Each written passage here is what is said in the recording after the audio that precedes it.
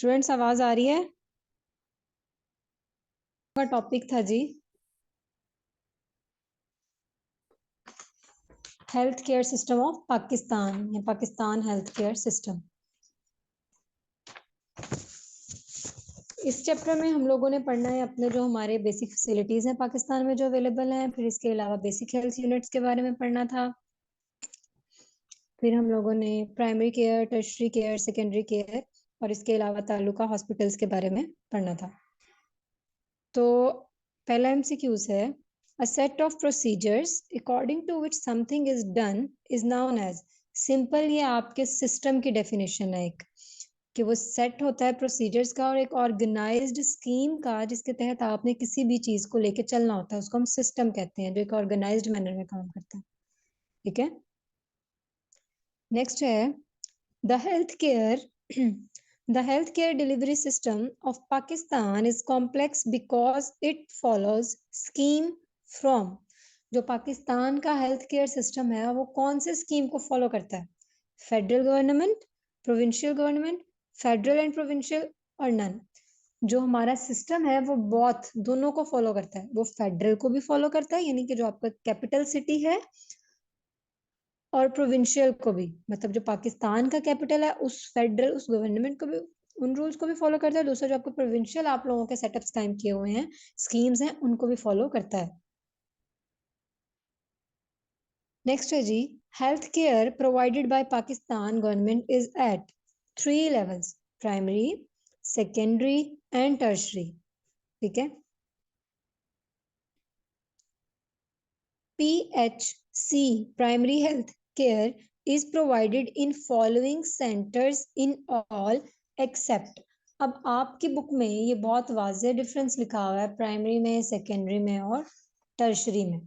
जो आपका primary health care setup होता है वो बेसिक हेल्थ यूनिट भी कहलाता है, उसमें बेसिक हेल्थ यूनिट भी आते हैं, उसमें रूरल हेल्थ सेंटर्स भी आते हैं, उसमें डिस्पेंसरीज भी आती हैं, और उसमें जो नहीं आता वो फेडरल हॉस्पिटल है, because federal hospitals are included in tertiary level health care.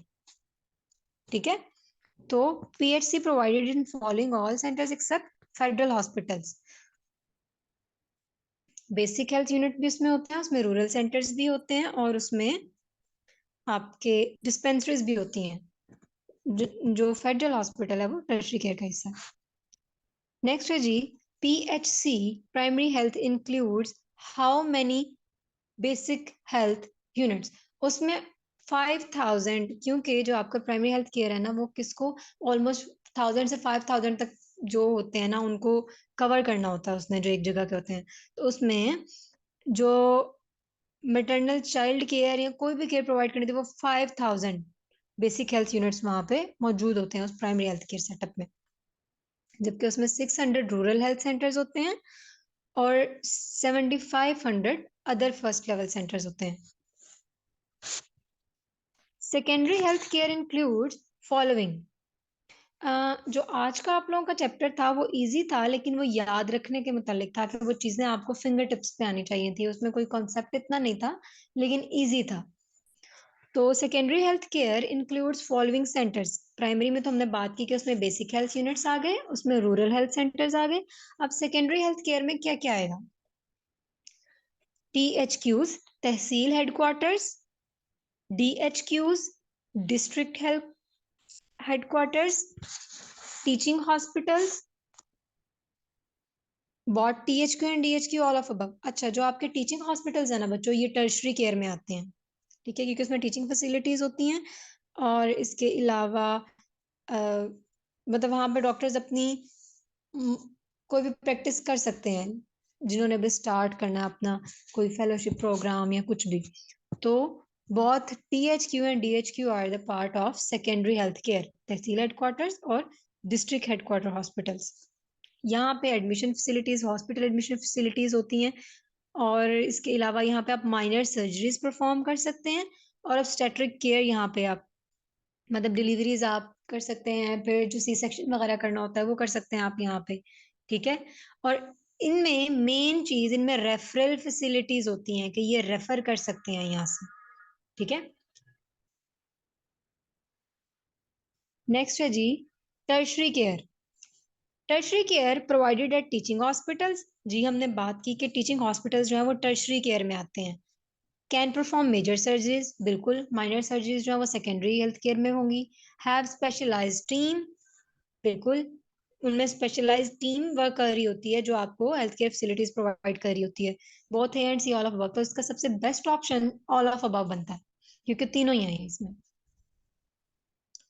Integral health care system of Pakistan consist of. Pakistan का जो इंटीग्रल हेल्थ केयर सिस्टम है वो किस किस पे कंसिस्ट होता है? वो बेसिकली तीन मेन हॉस्पिटल्स पे कंसिस्ट होता है। सबसे पहला टीचिंग हॉस्पिटल, स्पेशल हॉस्पिटल्स और फेडरल हॉस्पिटल्स। ठीक है, जो स्पेशल हॉस्पिटल्स है, यही आपका क्वेश्चन भी था जो आपने मैप बनाना था। स्पेशल हॉस्पिटल में district hospitals, THQ, rural health centres, BHUs, maternal child health और हेल्थ हाउसेस आते हैं। तो इंटीग्रल हेल्थ जो है उसमें मेन जो होते हैं वो टीचिंग, स्पेशल और federal. The unit which promotes health and prevent disease by immunization and treat minor ailments। अब यहाँ पे आपको पता है हमारे हर हेल्थ केयर सेटअप का फंक्शन यही होता है कि उसने डिजीज को प्रिवेंट करना होता है और हेल्थ को प्रमोट करना। लेकिन जो बेसिक फंक्शन है कि माइनर एलिमेंट्स को ट्रीट करना, अब इसका जो मेन वर्ड है वो ये है minor, to treat minor elements. तो वो कौन सा होगा? Basic health unit, primary health care, family centres, rural health centres. तो वो होगा आपका बेसिक हेल्थ यूनिट, जहां पे आपको बेसिक केयर प्रोवाइड हो सके एटलीस्ट माइनर एलिमेंट्स। ठीक है, जो बेसिक हेल्थ यूनिट है it is the basic unit of primary health care. Ma'am rural health centre नहीं होगा इसमें? क्या कह रहे हैं? डेल्टा आंसर नहीं होगा इसका?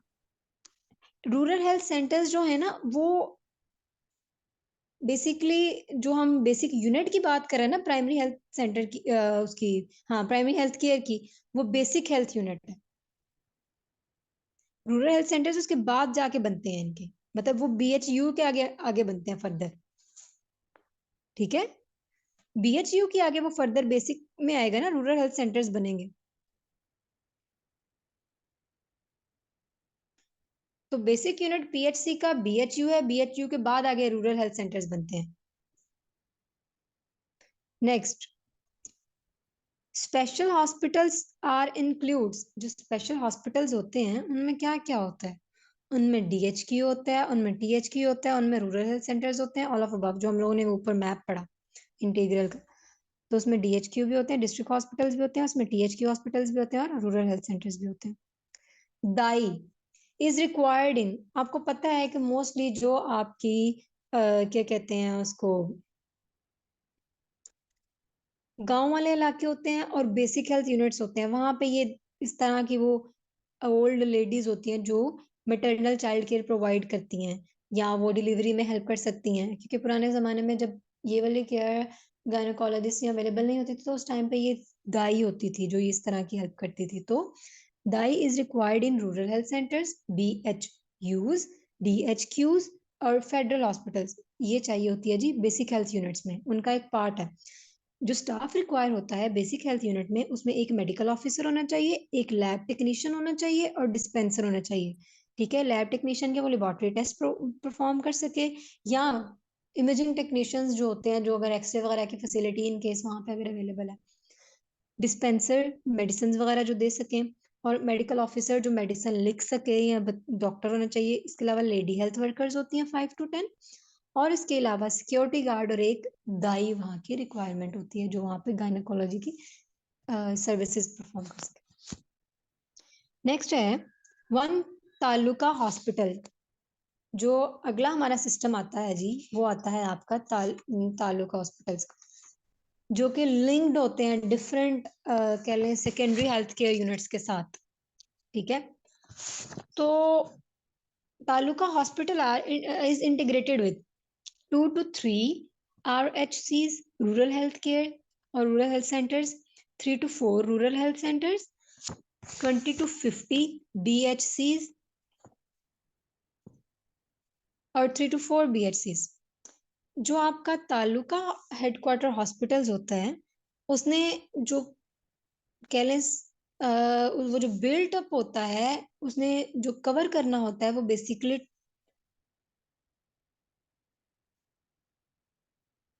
1 लाख पॉपुलेशन में को ना उसने कवर करना होता है। तो जो तालुका हॉस्पिटल होते हैं वो बेसिकली इंटीग्रेटेड होते हैं 3 to 4 रूरल हेल्थ सेंटर्स, ठीक है।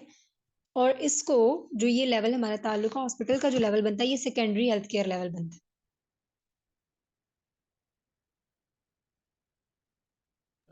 तालुका की कोई खास समझ नहीं आ रही, ये कौन से हॉस्पिटल है? मतलब हमने तो BHU RHC DHQ नहीं कहीं सुना है, ये कौन से हैं? देखें, जो आप लोगों का क्या कहते हैं उसको BHUs होते हैं ना, वो बेसिक हेल्थ केयर फैसिलिटीज वहां पे अवेलेबल होती है। वहां पे आप जो है ना वो माइनर सर्जरीज नहीं परफॉर्म कर पाते। लेकिन जब आप उससे एक छोटे हॉस्पिटल से कहते हैं ना कि ये पास वाले एक बड़े हॉस्पिटल में ले जाएं, तो वो आपका एक तालुका हॉस्पिटल होता है, जहाँ पे आप कह लें वहां पे गायनोकोलॉजी की फैसिलिटी अवेलेबल होगी, जो ऑपरेट कर सकेगी उस टाइम पे, सी सेक्शन परफॉर्म कर सकेगी, ठीक है। उन्हें आईज के लिए फिर पीडियाट्रिक्स होते हैं, ENT स्पेशलिस्ट होते हैं जो कि सर्जरीज परफॉर्म कर सकते हैं। आप रूरल हेल्थ सेंटर्स में भी सर्जरीज परफॉर्म कर सकते हैं, लेकिन आप बेसिक हेल्थ केयर यूनिट्स में आप ऐसा नहीं कर सकते, ठीक है। बेसिक हेल्थ की हम लोगों ने स्टाफ ही देखे ना, उसमें स्टाफ की रिक्वायरमेंट क्या होती है कि एक डिस्पेंसर होता है, एक वहां पे सिर्फ डॉक्टर होता है। जबकि जैसे लेवल बढ़ता है रूरल हेल्थ सेंटर पे आप आ जाते हैं, वो थोड़ा सा बड़ा, वहां पे आपको जो है वो क्या कहते हैं, सुपरिटेंडेंट भी आ जाता है, मेडिकल सुपरिटेंडेंट भी आ जाता है, डिप्टी मेडिकल, और वुमेन वहां पे फिर आपकी जो सीनियर वुमेन मेडिकल ऑफिसर मतलब लेडी जो है वो मेडिकल ऑफिसर भी वहां पे आ जाती है। फिर गायनेकोलॉजिस्ट भी आ जाता है, नर्स भी आ जाती है। मतलब वहां पे जैसे जैसे एक स्टेप बढ़ता है, लेवल बढ़ता है हेल्थ का, वो उतना उसका स्टाफ ज्यादा होता है। तो जो तालुका हॉस्पिटल है वो रूरल हेल्थ से अच्छा होगा। ये स्टेप बाय स्टेप है, पहले बेसिक हेल्थ यूनिट, फिर रूरल हेल्थ सेंटर, फिर आगे तालुका हेडक्वार्टर्स, फिर उसके बाद DHQs, फिर एंड प्रोविंशियल और टीचिंग हॉस्पिटल्स आ जाते हैं और फेडरल हॉस्पिटल्स, ठीक है। Okay ma'am. Taluka hospitals are considered as, हमने अभी बात की कि वो जो तालुका हॉस्पिटल्स होते हैं ये सेकेंडरी हेल्थ केयर लेवल होते हैं। विच of the following is secondary health care system. अब जो आप लोगों के DHQ हॉस्पिटल्स होते हैं ना बच्चों, वो भी आपके सेकेंडरी हेल्थ केयर में आते हैं, क्योंकि वो यूनाइटेड होता है। जो एक DHQ हॉस्पिटल होता है वो यूनाइटेड होता है 4 to 5 तालुका हॉस्पिटल्स, यानी कि जो 4 से 5 तालुका हॉस्पिटल एक एरिया में है ना, वो अपने पेशेंट्स रेफर कर सकते हैं टू 1 DHQ हॉस्पिटल, वो उनके साथ लिंक करेगा, ठीक है। तो which of the following is secondary health care system? Taluka hospital, बिल्कुल ये भी सेकेंडरी हेल्थ केयर है। District headquarter hospital, both A and B, both A and B. Taluka hospitals have bed capacity. अब तालुका हॉस्पिटल्स जो होते हैं इनमें बेड कैपेसिटी कितनी होती है? 25 to 30, 25 to 50, 60 और 100। ये बच्चों होती है 25 to 50 bed capacity. DHQ hospitals are attached with जो डिस्ट्रिक्ट हेडक्वार्टर्स हॉस्पिटल होते हैं, हमने बात की कि वो एक टाइम पे कितनों को लिंक कर रहा होता है? 4 to 5 तालुका हॉस्पिटल्स, यानी कि 4 to 5 तालुका हॉस्पिटल्स अपने पेशेंट्स को रेफर कर सकते हैं one DHQ hospital. Federal hospitals are mainly located in, आपको पता है फेडरल गवर्नमेंट वही होती है जो सिटी के क्या कहते हैं उसको, कैपिटल सिटी होता है प्रोविंस का, ठीक है। तो federal hospitals are mainly located in federal government, federal city, capital city of Pakistan, capital city of provinces. हर सूबे में जो उसका कैपिटल सिटी है वहां पे एक उसका फेडरल हॉस्पिटल होता है।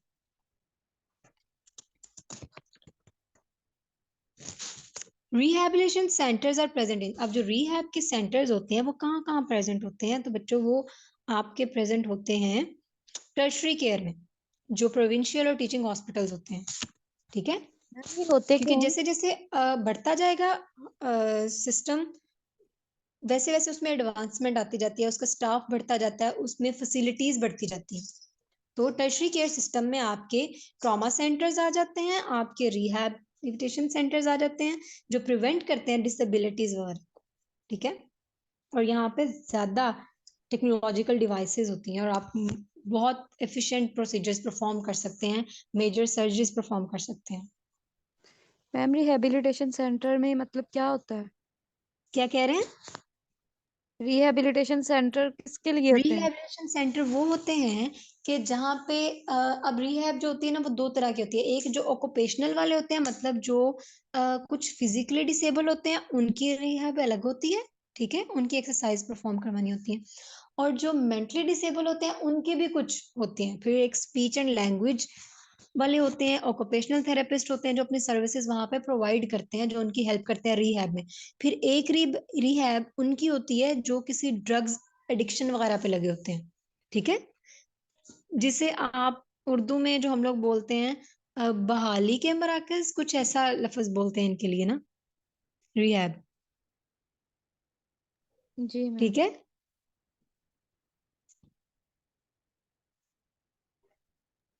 Okay ma'am.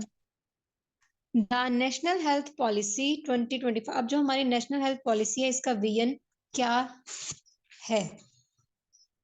जो विजन था आपका 2025 का, उसका था कि उसने इम्प्रूव करनी है हेल्थ तमाम पाकिस्तानीज की, वुमेन की पर्टिकुलरली, मतलब मैटरनल और चाइल्ड हेल्थ केयर को प्रमोट करना उसने, और यूनिवर्सली एसेसिबल हो वो, तमाम हेल्थ केयर सर्विसेज सबके पास हों, और फाइनेंशियल प्रोटेक्शन भी हो उनके पास, ठीक है, विद फोकस ऑन जो ज्यादा उन ग्रुप्स पे जो ज्यादा वल्नरेबल हैं, जिनको ज्यादा जरूरत है, जो ज्यादा रूरल एरियाज में रह रहे हैं, जिनके पास बेसिक नीड्स जिनकी पूरी नहीं होती हैं, लेकिन वहां पे बीमारियां हैं, तो वहां पे आप ज्यादा हेल्प हेल्प आउट कर सकें। तो ऑल ऑफ अबव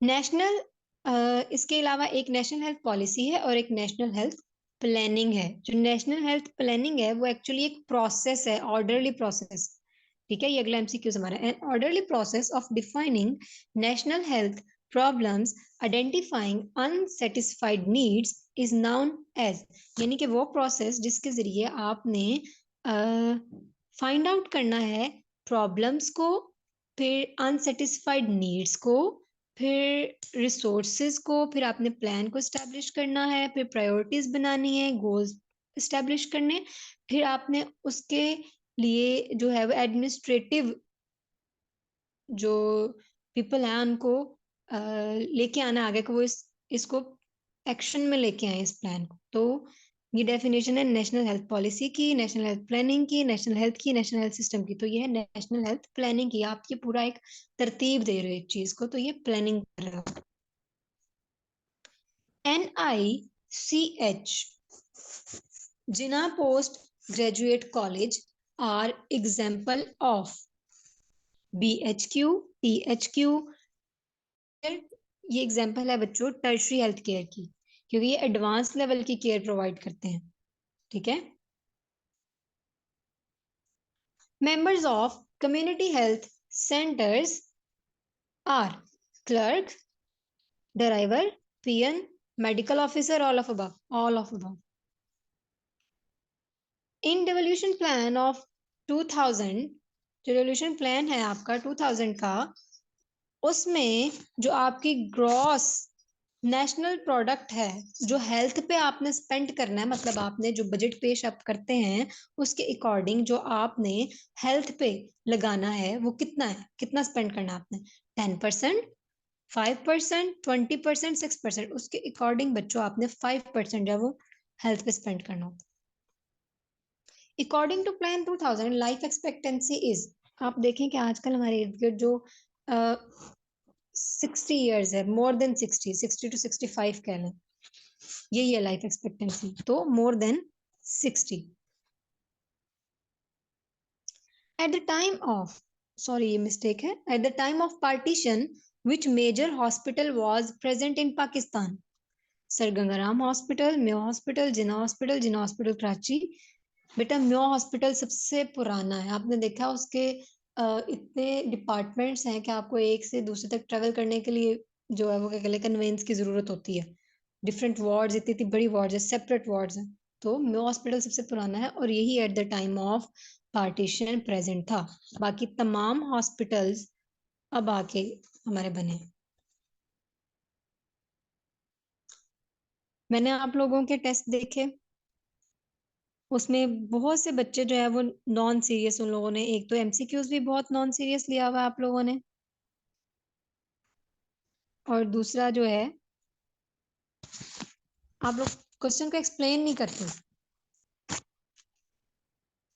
आज का चैप्टर तो बहुत आसान था, फिर भी आप लोगों ने इतना, मतलब कुछ ने बहुत अच्छा उसको अटेम्प्ट किया हुआ क्वेश्चन को, और कुछ ने बिल्कुल जल्दी जल्दी में बस पॉइंट्स में लिख के और जान छुड़ाई हुई है। इस तरह के काम अगर आप यहाँ पे करेंगे बच्चों, तो आप लोगों को नंबर तो नहीं मिलेंगे ना।